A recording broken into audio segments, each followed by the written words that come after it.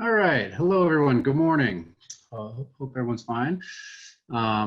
This is John Kunschner with Landmark Ventures. I'm a managing director. I lead our investment banking group. For those of you who aren't as familiar, Landmark is a investment banking and business development advisory firm and a deal-making and events platform in the technology space. And obviously, given we can't hold real conferences, we have migrated to webinars and various ways to break up everyone's daily routine and talk about fun topics. So great to have you all. And I've got two great guests today, and the topic of the hour is what's going on in the e-commerce world. Clearly, it's been an interesting time for all of us, but it's also been an interesting set of trends that we're seeing relative to things that are happening from a technology perspective to enable that. Some good, some struggling, and some kind of trends we see on the horizon. So we've got Janie Yu, a partner of Fung Capital, and we've got Chad Ennis, CEO of Market Defense, which is an Amazon agency focused on consumer brands and specifically beauty. Before we kick things off, I just want to give a reminder to everybody. It looks like we're over about 100 people, so thanks for you all for joining. There will be kind of 15, 20 minutes of conversation and then a Q&A. So if you have some questions, feel free to go to the button and send those in, and we'll deal with those later. But just to start things off, so maybe Janie and Chad, I'll kind of ask you to introduce yourselves quickly. But as we've seen, the economy is reeling in many ways. Certain segments are completely shut down, while others are interesting, growing, and having some of the best months of the last couple of years. And so these tailwinds are certainly perplexing. It's also exposing some of the deficiencies around e-commerce and logistics and other things that will need to be assessed, given that a lot of this consumer behavior may not be just a flash in the pan, but long lasting. So as part of the introduction, I'd be curious, just so we make sure we talk about things that are interesting to you, what are the one or two trends that are really impacting the way you view the industry? And then from there, we'll key into some kind of further discussion. So maybe Janie, start with you, and then I'll go to Chad second. Sounds good. Thank you, John, for the introduction. I'm Janie Yu, a partner at Fung Capital. We are a venture capital firm here in San Francisco, 100% focused on commerce enablement. And the way we define commerce is really looking at, commerce activities happening across the entire value chain, right? It could be e-commerce, it could be any sort of physical touch points or any digital touch points. We also very much value the back end of the value chain, which is supply chain and logistics, which we believe a lot of times is very much pre-COVID, was actually very much neglected for a long time. So we actually see in terms of trends, John, to your questions, I think what's really on top of everybody's mind is what the consumer behavior is going to be like post-COVID, right? Nobody has a crystal ball. So if you ask me what the trend is going to be, I frankly don't know. So I'm going to rely on data we're going to see in the next, hopefully, few weeks and next 2-3 months, and we'll see what consumer behavior is going to be like. But what is encouraging is during the last 4 to 6 weeks, we definitely have started to see surprisingly to me, a uptick in consumer behavior, consumer spending online, right? We thought all of our spending was going to be completely limited to groceries and essentials, but we definitely see certain categories like athleisure, footwear, home categories are actually doing really well, and kids categories doing really well online as well in the last few weeks. A lot of that is probably hoarding behavior. A lot of that is because you have to buy things for your kids to entertain them while we are all stay in lockdown, right? A lot of it is because you have to, outfit your home office while we're all working from home. But it's not clear if that consumer behavior will continue or it will resume back to the previous normal, or will we see a new normal? That's something that we don't know yet. I'm looking forward to see how consumers behave in the next few weeks. Now, the other trend I'm pretty bullish is I think COVID has really revealed a weak link in the supply chain, in the value chain, which is logistics and supply chain, right? I think a lot of companies that are doing well, like Amazon and Walmart, are able to really benefit from their investments over the last decade in supply chain and logistics. they were able to respond to the crisis fairly fast, right? Not to say they're perfect, but they're really better than most other retailers in the market, and they're benefiting from that clearly. So, but outside of a few very progressive retailers, I think most folks have realized that they have underinvested in supply chain. They're not really able to move products from consumers to their customers. They're not able to actually, some retailers don't even know what's in their stores at the moment, what's in their warehouses. So basic visibility into the supply chain and basic infrastructure to connect the product and the consumers is not enough. And I see that as an opportunity for the economy, for the industry, and for a lot of, frankly, technology companies to be able to support a better and more efficient supply chain coming out of COVID. That's great. Thanks, Janie. Chad, similar question. I guess you spend most of your time in the Amazon world, so maybe the trends you're seeing related to that side of the equation will be interesting as well. Sure. Chad Annis, founder and CEO of Market Defense. We are a frontline full services management company on all things Amazon, a little bit of Walmart.com, and we cover several countries, mostly, the United States and North America, but some in the EU.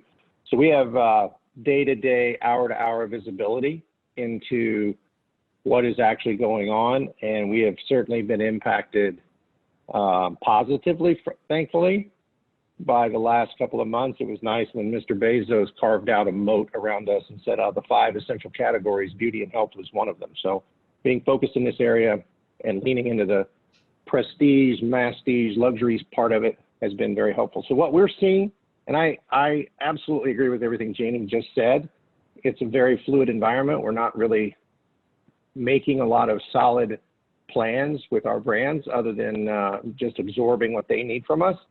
But the trends are definitely in our favor. We have stories everywhere from, for whatever reason, men's categories are down a little bit. Literally things like underarm deodorant are not being bought like they were. Makeup is not being bought like it was, but everything else is up and up in a big way. And it's simply because I think our brands are very much high-end department store, Sephora, Ulta focused, and those stores are obviously not doing very well right now. So some of the things specifically that we're seeing is a lot of supply chain disruption when our brands had an impact, say in California, when Gavin Newsom, the governor there, closed them down, gave them a 24, 48-hour notice. We had a bunch of panic calls about what are we going to do here? Our .com is going to fail. We have an East Coast and a West Coast fulfillment capability. We pivoted very quickly because we had capability across the U.S. in 7 or 8 locations. But we were having conversations with brands. Can you take on our fulfillment on our .com? And even though that sort of calmed down, we were able to have some high-level conversations. I think that's a trend that's going to continue. People who handle product already and move it into and out of the FBA Amazon system, it's pretty simple for them to take the exact same product and start fulfilling themselves. We have agreements and contracts with FedEx and UPS and USPS. So pivoting to that was not a big deal. It was obviously a heavy lift if we were going to do it quickly, but brands are starting to see that their single source FBM or fulfillment centers are a mistake. And I understand why they would have a fulfillment center in just New Jersey and not in 3 or 4 locations. But I think a lot of the more sophisticated brands are going to bite the bullet and, take a couple of points of their margin and go, you know what, we're just going to put some of these other locations together in case this thing happens again. And then the budgets on the Amazon platform for advertising have easily 2x'd and in some cases 10x'd on some of our brands. We've had brands that were hesitant before to have such a large presence on Amazon because, again, they're usually prestige and beauty related, luxury related. and they just didn't want too much of their image to be on what was perceived to be a non-luxurious, non-prestige site. But when, what is that saying? Necessity is the mother of invention. When everything else gets shut down and you've got your own .com, maybe a Sephora.com or a Macy's.com, and then Amazon, you start leaning in pretty hard to whatever avenues are open to you. So those are some of the things we've been seeing. Yeah, I mean, I agree with all of that. I think, these changes we've seen in the consumer of buying things that typically they'd only buy in store, office furniture, various things. I think it could go back a little bit, but I do think there's been some fundamental shifts. Maybe the generational groups are slightly different in how, this goes on for another 6 months or even a year. Do we ever go back? I think the answer is probably not in the same way. So, I'll shift it to, clearly the big losers here are the retailers that have stores, the department stores, and they're being forced to accelerate, their adoption of e-commerce, understand how to interact with Amazon, how to develop their own customer engagement tools online, how to do branding events in a virtual way. I'm curious your views of kind of what do they need to do to survive, and will it favor the big brands or the direct to consumer and even mom and pops in the future? Is that for me? Either one. Go ahead, Janie. John, we talked about this yesterday. I'm sure there are different schools of thoughts here, but my belief is the big is going to get bigger, the strong is going to get stronger, right? And cash is king really in the crisis moment. It's a big factor. A lot of the smaller brands, they might have great operations, great branding, great products, and great core customer group, but a lot of them just simply don't have the cash to survive the current crisis. So the bigger brands who have better relationships with all the different channels, say Amazon, right? Or they have actually ultimately a better relationship with consumers, they will have the resources to be able to survive the crisis. And out of COVID, if consumers are indeed moving towards more digital spending, then they have already the infrastructure to capitalize on that.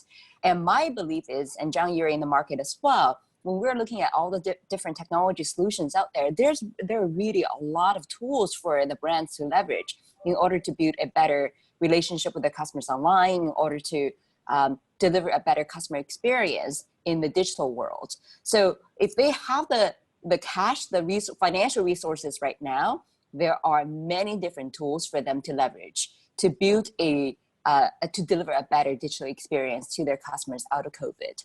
And if if customer behavior does change to more digital, I do think there will be fewer players in the future. And a lot of them will build more of a direct consumer relationship.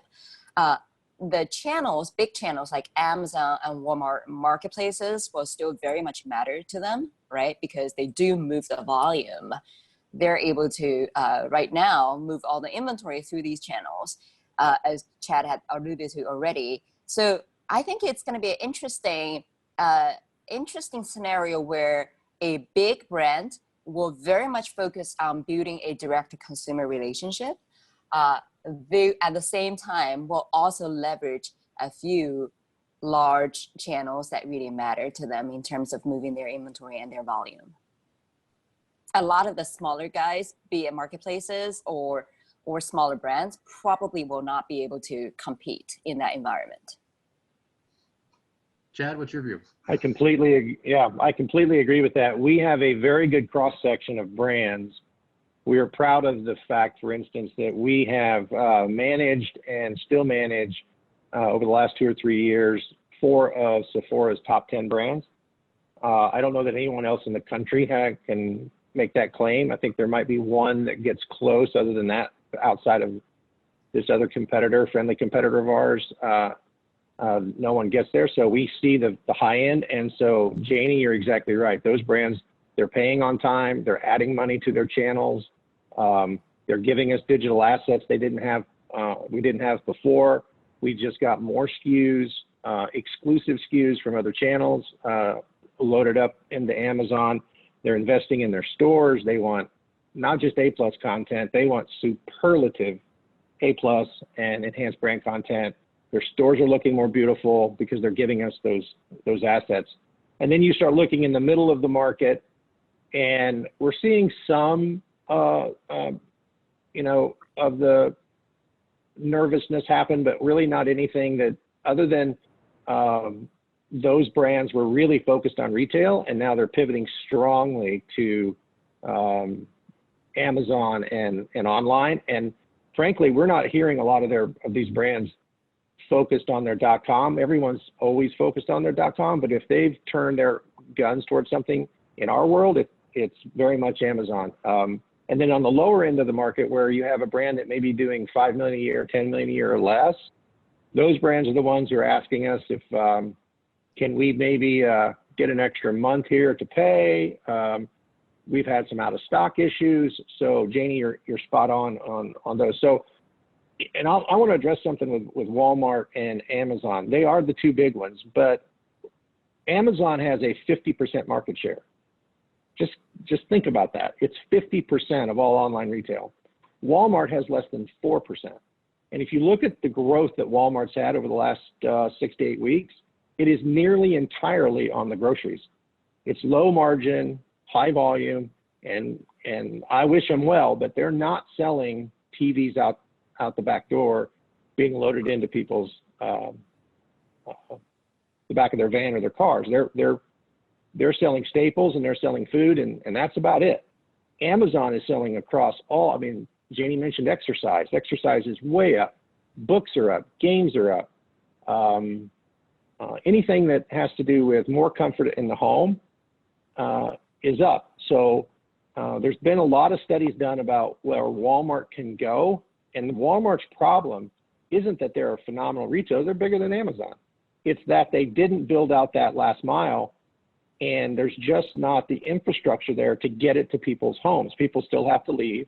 They still have to go, you know, park in the parking lot or go in the stores. A lot of stores are limiting the number of people you can get into the stores. And then you have the trouble with volume and out of stocks on the Walmart shelf. I know my mom, for the first time, 74 years old, never once in her life opened up her iPad and ordered groceries online, did it for a day or two, and then went back to it a few days later and put her order in, only to find out that 3/4 of her order was not on the shelf. So as Walmart starts to figure those things out, Amazon's already, what, 2-3 years ahead. So in our estimation, I know I'm an Amazon fan, but I just don't see how anyone catches up with them. And we're seeing that realization play out in how brands are actually, where they're putting their money and their resources.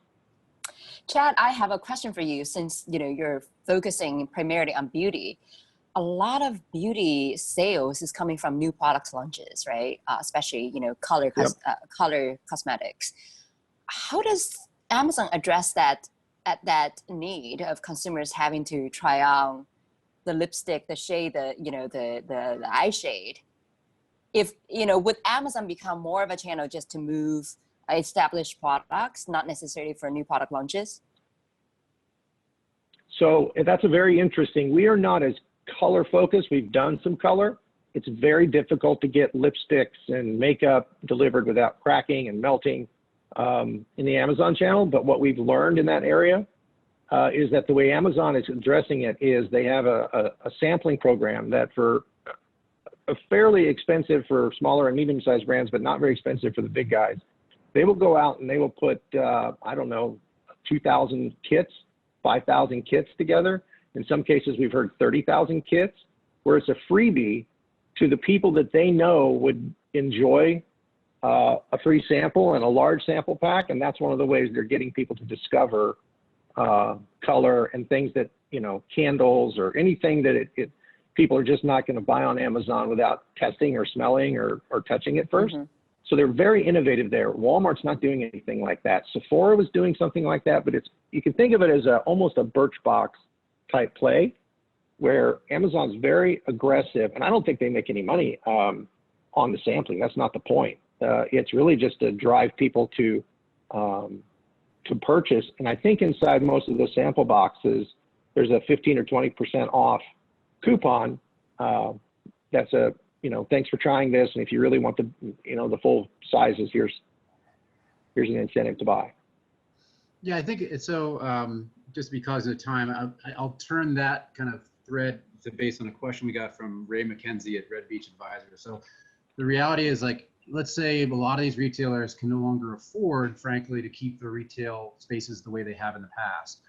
One, what happens to those spaces? What do we do with those spaces? Do they go away, or do they become appointment based, or try on sampling based, and you do all of your purchasing online? I'm curious thoughts of the migration of retail spaces, and then what technology needs to be added on the kind of e-commerce side. Is it virtual? Is it some other form of connecting with sales associates more readily? So I'm curious, Janie and Chad, your views of how retail spaces adapt to the new environment that we're going to be living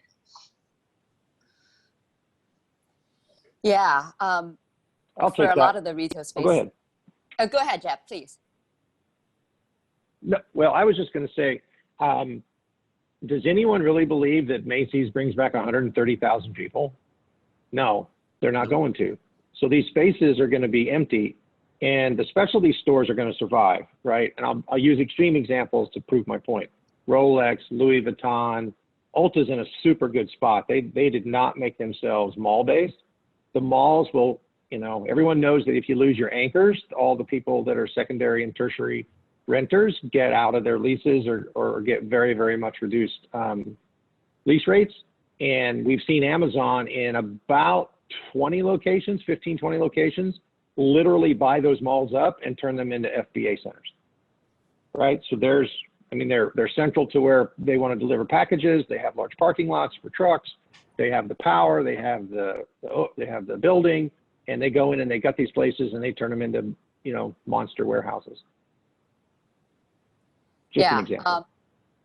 I just read something this morning. More than 50% of the department store locations out there in the U.S. are going to be closed permanently by end of 2021, right? So yes, some of them are going to survive and probably really turn into more of an experiential based shopping locations. Instead of having, let's use Macy's as an example, instead of having 3 big stores in one area, it's probably going to be one flagship store where you're able to showcase a lot of products, where you're able to leverage technology so you can, buy the products in the store, have it delivered to your home, right? Or, and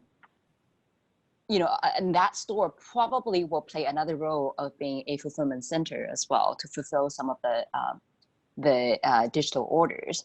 So yes, that the role of the store will be very different. It's probably not going to be primarily about moving products.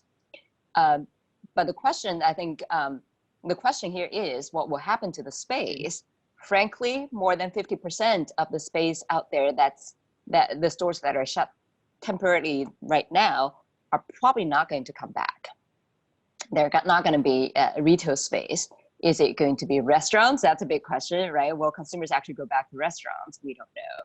Will it be more gyms out there? Potentially, because consumers are exercising a lot more right now at home. But again, we don't know what the consumer behavior will be. I'm looking forward to, I probably will just go ahead and buy a Peloton because I've discovered the joy of working out at home. It's very easy, right? And it's convenient. So we don't know what will happen to the space out there, but we do know is before COVID, we had way too much mall space. We had way too many stores. This US market has been completely overbuilt in terms of stores. So this is accelerating that correction, but I think this is also going to kill a lot of the non-performing stores and turning the stores into a multi-purposed shopping location, fulfillment center, try-on locations. The details we don't know, but the other question I think the part of the question is what technologies we'll need in order to keep the stores, the ones that are able to survive. I think there are a lot of fundamental technologies that we have to put in place. One is technologies that really enable the sales associates to deliver what the customer actually wants.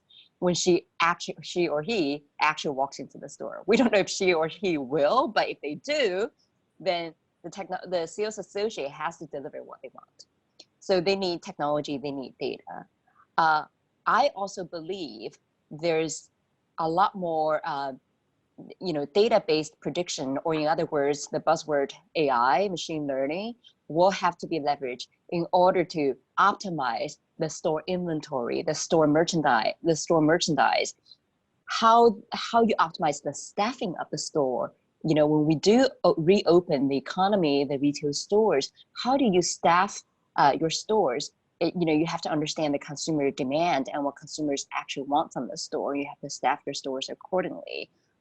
With the additional complexity of having to worry about the employee safety and the customer safety, I do think staffing becomes a critical issue.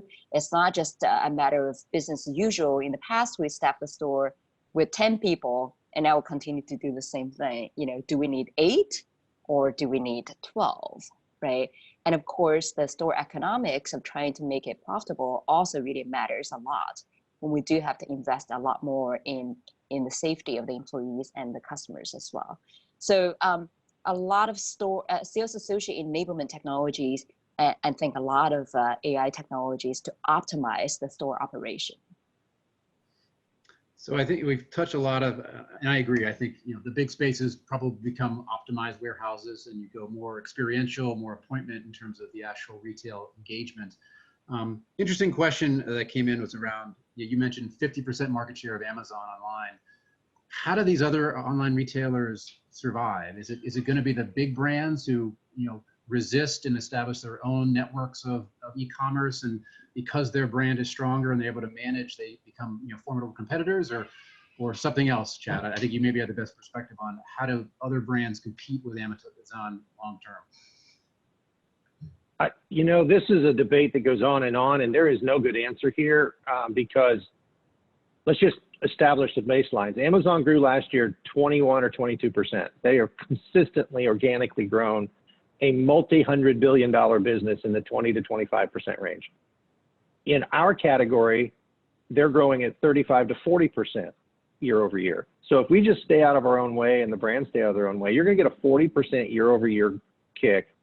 And then you add the multiplier of, sophisticated marketing techniques, as you said, making sure that you're in stock and moving product around properly.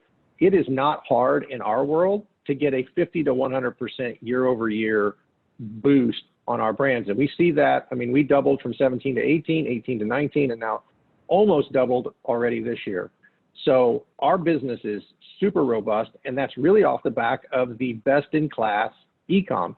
There's just nobody out there who does it the way Amazon does it. FedEx and UPS are fussing with them right now over these Sunday deliveries. Who hasn't seen their postal carrier show up on Sunday to deliver some Amazon packages? That was super creative and innovative, and they only pay $2 a package for that. So they're just so far ahead of the competition that I wish I had an answer. We get people knocking on our door all the time about Walmart, and as a businessman, I want to help them, but why would I go after something that's less than 4% when I haven't even scratched the surface on something that's 50%? And brands are thinking in exactly the same way. I think most of the leverage on some of these larger beauty stores, again, I'm not picking on Sephora and Ulta, but they're the two biggest, Nordstrom, Neiman Marcus, Macy's, their .coms are built out, right? They can't compete with what Amazon does in search. They can't compete with 125 million uniques a month.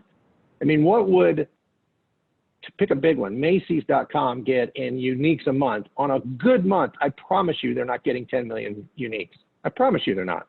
And the conversion rates on Macy's.com or Sephora.com, if they're at genius levels, like phenomenal crazy levels of conversion. They're in the 5 or 6% range. So we're normally seeing 2 and 3%. It's very, very good conversion rates on those .coms.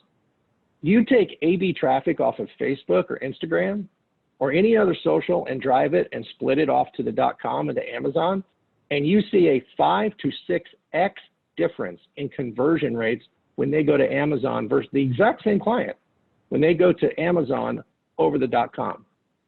So it's a bleak story for anybody who hasn't built out their Amazon strategy yet. They better get on the ball, because if you're believing that your traditional retailers are the place where the online is going to pivot to, they don't have the technology. I mean, Amazon's buying their second supercomputer.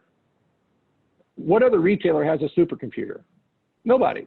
So the analytics, the insights, the scraping, I mean, they're just so far ahead of everybody. I'm just glad I'm in the space and can help our brands out, and that we're growing. Well, I think we're over time. This has been great. We probably could keep going for another hour, but I'll be respectful of people's time. I will follow up with everyone. I'd love to continue this conversation offline with anyone who's interested. I'm sure Janie and Chad would as well. But really wanted to thank everybody for the time, and we will do more of these, and appreciate it, and thank you very much. Have a great day.